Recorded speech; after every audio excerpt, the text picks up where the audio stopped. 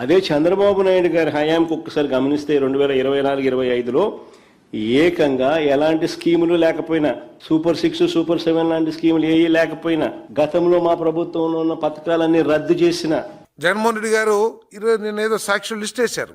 ఆ సంక్షేమ కార్యక్రమాల గురించి చెప్పారు. జగన్మోహన్ రెడ్డి గారు ఒక సైడే చూస్తున్నారు. జగన్మోహన్ రెడ్డి గారు రెండో సైడ్ కూడా చూడండి. కేవలం 2019-24 మధ్యలో మీరు ఇచ్చిన సంక్షేమ కార్యక్రమాల గురించి ఆలోచిస్తున్నారు. ఉదాహరణకి ఒక 2-3 చెప్తాను. కూటమి ప్రభుత్వంలో ఏం చేసింది మీకు 2019-24కి 24-29కి తేడా ఏంటో ఒక్కసారి గమనించమని చెప్పేసి చెప్తా ఉన్నాను. అమ్మఒడి వారు చెప్పినట్లే సాక్షి పత్రికలో వచ్చిందే 26,067 కోట్ల అమ్మఒడి.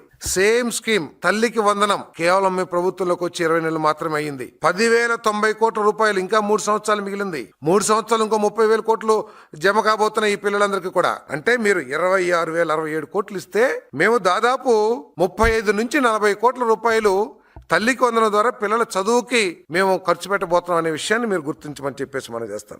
వైఎస్ఆర్ పెన్షన్ గురించి చెప్తున్నారు. 58,509 కోట్ల 40 లక్షల రూపాయలు వైఎస్ఆర్ పెన్షన్. జగన్మోహన్ రెడ్డి గారు మేము వచ్చిన 20 నెలల్లోనే 58,654 కోట్ల పెన్షన్ ఇచ్చాం. ఇంకా 3 సంవత్సరాలు ఉంది.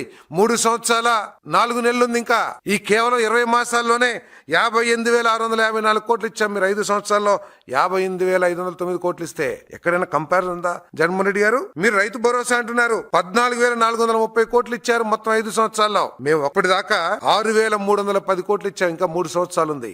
మీరు ఎక్కడ కూడా ఏదో మీరు గొప్పగా చేశారని చెప్పేసి మీరు మీ పార్టీ నాయకులు కార్యకర్తలు తెగ చెప్తా ఉన్నారు. రెండు ఫిగర్స్, ఏ ఊరైనా, ఏ వార్డు అయినా, మున్సిపాలిటీలో ఏ వార్డు అయినా సరే, ఏ సెక్రటరీ పరిధి అయినా సరే, మీకంటే 40-50% అధికంగా ఆ గ్రామ పంచాయతీలోని ప్రజలకు కానివ్వండి, ఆ వార్డులోని ప్రజలకు కానీ మా ప్రభుత్వం ఇచ్చిందో లేదో లెక్కలతో సహా చూపిస్తామని చెప్పేసి మనం చేస్తాను.